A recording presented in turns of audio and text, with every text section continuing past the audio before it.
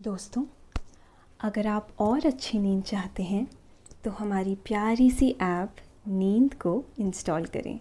इस ऐप पर आपको एक्सक्लूसिव स्लीप स्टोरीज़ मिलेंगी और आप बिना यूट्यूब प्रीमियम के भी इन स्टोरीज़ को बैकग्राउंड में सुन सकेंगे। इंस्टॉल करने के लिए आप हमारी वेबसाइट neend.app पर ज़रूर आइए और अच्छी कहानियाँ, स्लीप म्यूज़िक, कुछ टिप्स सुनने के लिए इस चैनल को सब्सक्राइब कीजिए। नमस्कार, मैं हूं लोकेश और आज मैं प्रस्तुत करता हूं आकाश कौशिक द्वारा लिखी हुई एक रोमांचक कहानी, द इमॉर्टल योगी, जो आपको लंबा जीवन जीने का रहस्य बताएगी। यह कहानी एक ट्रैवलर के बारे में है जो अपनी यात्रा में एक ऐसे योगी से मिलते हैं जो अपने योगा और आयुर्वेद के कारण 125 साल तक जीवित रहे। यह कहानी हम सभी लोगों के लिए एक उदाहरण है कि किस तरह अपने खान पान और मन को नियंत्रण में रखते हुए जीवन जिया जा सकता है और असंभव को भी संभव करके दिखलाया जा सकता है। योगी ने कई रहस्यों का इस कहानी में जिक्र किया है जिसे अपने जीवन में लाने से असाधारण बदलाव देखने को मिलते हैं। तो आइए सुनते हैं अब तक की सबसे रोमांचक कहानी। लेकिन इस कहानी को सुनने से पहले आप अपने आसपास की सारी लाइट्स ऑफ करके आराम से लेट जाएं। अपनी आंखें धीरे से बंद कर लीजिए। अब थोड़ा सा अपने शरीर को आराम दीजिए, थोड़ा और आराम। अपने शरीर को बिल्कुल ढीला छोड़ दीजिए। कोई टेंशन नहीं, कोई तनाव नहीं। अपने दिमाग में चल रहे सभी विचारों को, चिंताओं को त्याग दें। एक शांति सी महसूस करें। सब नेगेटिव पॉजिटिव विचारों को धीरे धीरे निकाल दें। हाथों को सीधा करके अपनी कमर के साइड में रख लीजिए। अपनी सांस पर ध्यान लगाएं। इसको धीमे या तेज नहीं करना है। बस ध्यान देना है कि कैसे वो आपके नाक, गले में होते हुए फेफड़ों में आ रही है और आपके फेफड़े फूल रहे हैं और कैसे वो आपके फेफड़ों से वापस गले और नाक के माध्यम से वापस निकल रही है। और आपके फेफड़े थोड़ा सिकुड़ रहे हैं। आपका मन शांत, एकदम शांत होता जा रहा है। आप अच्छा महसूस कर रहे हैं,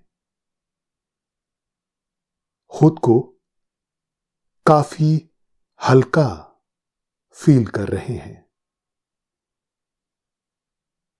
सब तरफ शांति है, सुकून है, खामोशी है। आदित्य एक बहुत खुश रहने वाला लड़का था।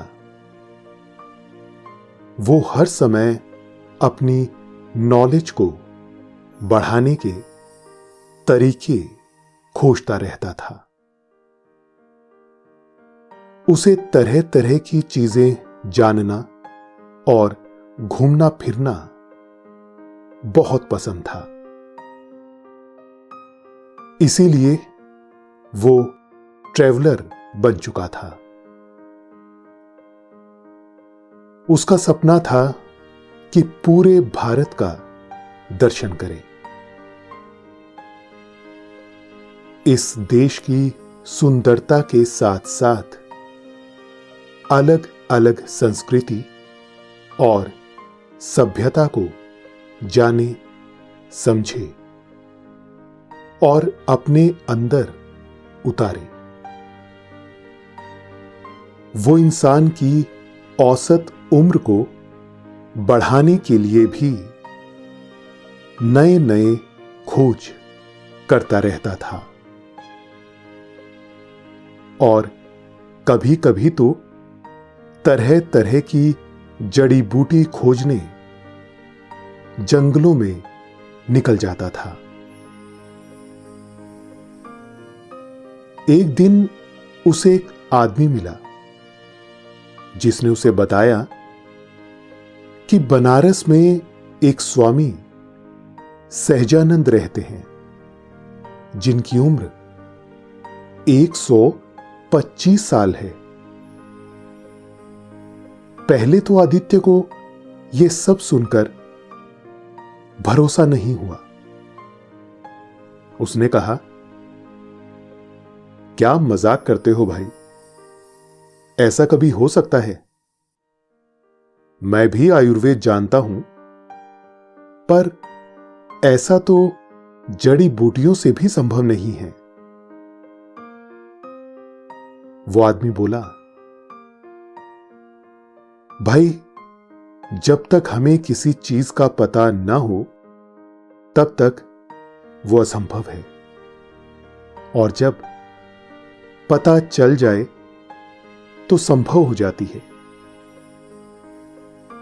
अगर तुम्हें मेरी बात पर भरोसा नहीं तो तुम खुद क्यों नहीं जाकर देख लेते? उनसे मिल भी आओगे और ऐसी महान शख्सियत के दर्शन भी हो जाएंगे। कभी वो भी दिन थे जब हमारे दादा दादी 100 साल जिया करते थे। आज भी कुछ लोग ऐसे हैं जिन्होंने अपने कड़े संयम और धैर्य से अपने खान पान पर पूरा नियंत्रण बना रखा है और बाकी काम जड़ी बूटियां कर देती हैं। इसलिए वो लोग काफी लंबी उम्र तक जीवित रह जाते हैं। उस आदमी की बात सुनकर आदित्य जोश से भर गया, जैसे उसके अंदर एक नई उम्मीद की किरण पैदा हुई हो। बहुत समय से वो इंसान को अमर करने के बारे में खोज कर रहा था। अब उसे लगा शायद कुछ हद तक एक लंबा जीवन तो जिया ही जा सकता है। बस उसने बिना सोचे समझे अपना बैग उठाया और निकल पड़ा बनारस के लिए। रास्ते में बस में बैठे बैठे भी वो बाबा सहजानंद के बारे में ही सोच रहा था कि न जाने कैसे दिखते होंगे, कैसे रहते होंगे, क्या खाते होंगे, क्या जीवन शैली होगी उनकी, दिन में क्या करते होंगे, रात में क्या करते होंगे। ऐसे तरह तरह के सवालों ने उसके मन को घेर रखा था। सफर कैसे कट गया पता ही नहीं चला और अगली सुबह वो बनारस पहुंच गया। वहां पहुंचकर उसने सबसे पहले एक होटल लिया, अपना बैग कमरे में डालकर झटपट नहा धोकर तैयार हुआ और बिना समय गंवाए बाबा सहजानंद की खोज में निकल पड़ा। घाट घाट घूमकर उसने बाबा के बारे में पता किया। किसी ने बताया कि वो हरिश्चंद्र घाट पर मिलेंगे, तो किसी ने बताया पंचगंगा घाट पर। सुबह से लेकर शाम तक वो इधर उधर बाबा को ढूंढता हुआ थक गया और अंत में पंचगंगा घाट पर आकर सीढ़ियों पर बैठ गया, पसीने से तरबतर, सांसें फूली हुई और शरीर थकान से चूर। अब तो जैसे उसकी उम्मीद टूटी जा रही थी कि ना जाने बाबा आज मुझे मिलेंगे भी या नहीं। उसने सोचा यहीं थोड़ा आराम कर लेता हूं, कल सुबह फिर ढूंढ लूंगा, वरना वापस चला जाऊंगा। अचानक जोर जोर से हवा चलने लगी और गंगा का शुद्ध जल हवा के कारण एक दिशा में बहता जा रहा था। आसमान में सुंदर सुंदर पक्षी इधर उधर उड़ने लगे। डूबते हुए सूरज की लालिमा ने आसमान की खूबसूरती में और चार चांद लगा दिए थे। ऐसा मनोरम वातावरण हो गया था जैसे मानो बनारस में कोई त्योहार हो। बड़ी बड़ी नाव में कुछ मल्हार राग गा रहे थे। संध्या का समय था और इधर उधर गीतों का माहौल शुरू हो चुका था। प्रकृति और संगीत का ऐसा तालमेल देखकर आदित्य का रोम रोम पुलकित हो गया था। वो मन ही मन ये सोच रहा था कि कितना संगीत, कितने रंग इस शहर में समाये हुए हैं। छोटे छोटे बच्चे अपने पिता के साथ राग गा रहे थे। और उनके पिता उन्हें गाना सिखा रहे थे। अचानक बहुत सारे लोग उठकर ऊपर की तरफ जाने लगे और किसी व्यक्ति को चारों तरफ से घेर लिया। सभी उनके पैर छूने लगे। आदित्य आश्चर्य में पड़ गया कि आखिर अचानक से ये क्या हुआ कि सारे लोग उस तरफ जाने लगे। आखिर ऐसा कौन आया है? परंतु भीड़ में कुछ भी दिखाई नहीं दे रहा था। जब भीड़ कुछ कम हुई और लोग पैर छूकर वापस जाने लगे, तब दिखाई दिया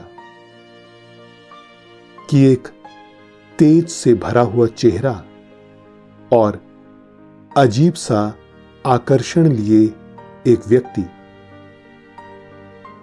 आदित्य को देखकर मुस्कुरा रहा था। साधारण कदकाठी का यह व्यक्ति दिखने में तो बिल्कुल साधारण था, लेकिन चेहरे पर एक अजीब सा तेज था, जैसा किसी दिव्य पुरुष में होता है। आदित्य तुरंत देखकर समझ गया कि कहीं यही स्वामी सहजानंद तो नहीं। वो दौड़ कर गया और 125 वर्ष के बाबा सहजानंद के चरण छुए और उनका आशीर्वाद लिया। बाबा आदित्य को देखकर मुस्कुराए जा रहे थे, जैसे उन्हें पता हो ये क्यों आया है और किससे मिलने आया है।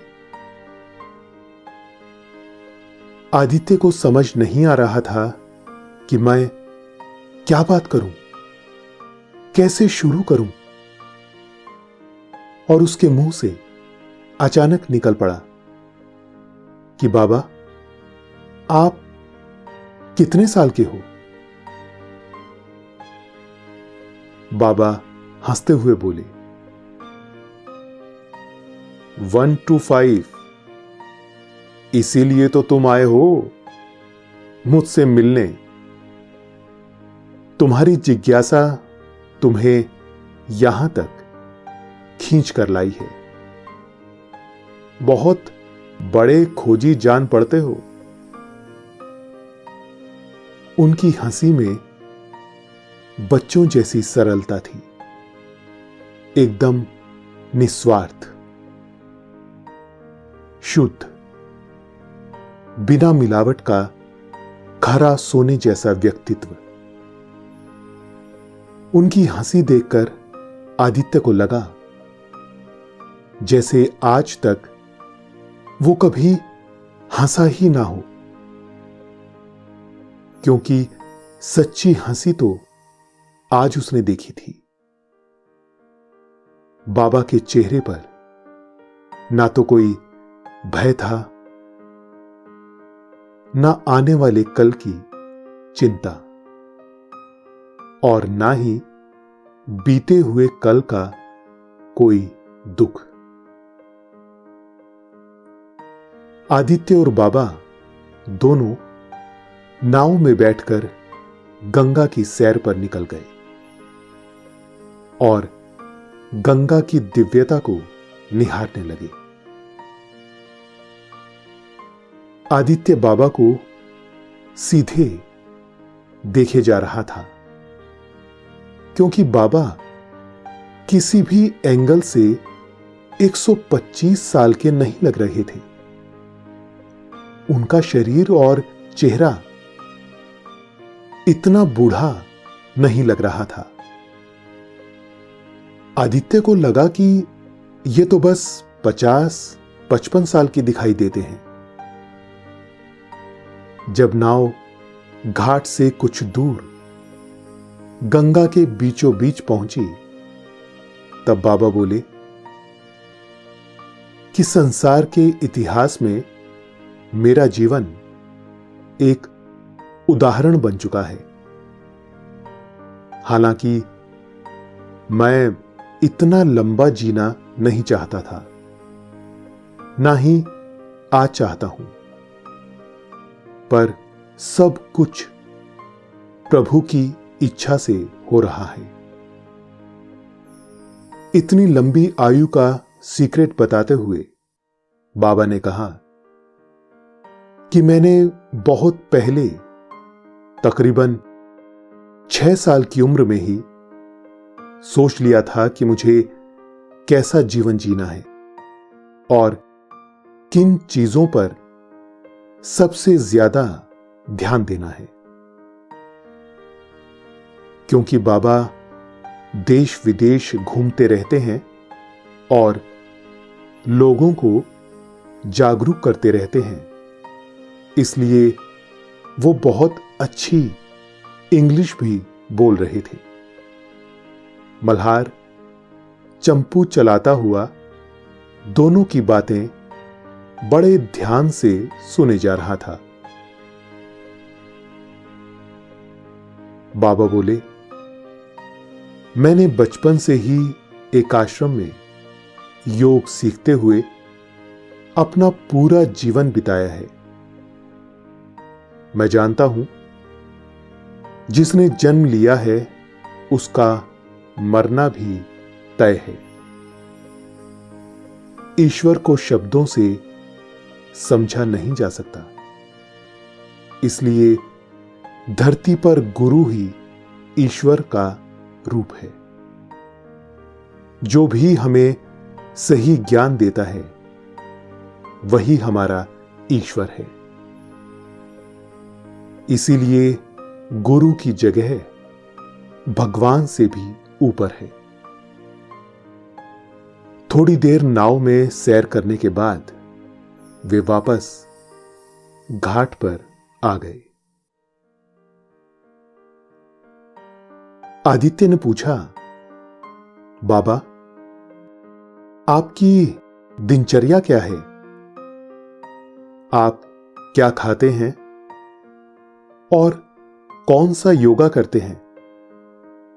मुझे सब कुछ बताइए। बाबा ने घाट पर ही आदित्य को सभी आसन करके दिखाए। इतने कठिन कठिन आसन कि कोई नौजवान भी ना कर पाए, ऐसे आसन बाबा ने आदित्य को करके दिखाए। हाथ पीठ पर और पैर हवा से बातें करते हुए। 125 साल की उम्र में ऐसा शरीर बनाए रखना अपने आप में एक बहुत बड़ी चुनौती है। फिर बाबा ने आदित्य को भी बहुत से कठिन आसन सिखाए और प्राणायाम का तरीका बताया। बाबा बोले, केवल घूमने फिरने या फिजिकल एक्सरसाइज करने से स्वस्थ नहीं रहा जा सकता। इसके लिए स्पिरिचुअल एक्सरसाइज भी जरूरी है। मन का साफ और शुद्ध होना भी जरूरी है।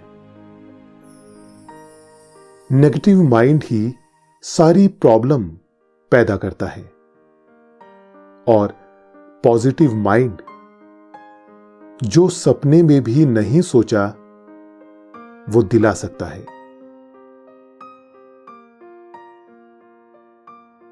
गुड कर्मा इसमें बहुत हेल्प करता है। उससे मन साफ रहता है और काम में लगा रहता है। अकारण किसी को परेशान ना करना और हर इंसान को एक ही नजर से देखना ये सब चीजें योग के साथ मिलकर शरीर की आयु को बढ़ा सकती हैं, क्योंकि योग अंदरूनी खुशी और शांति देता है।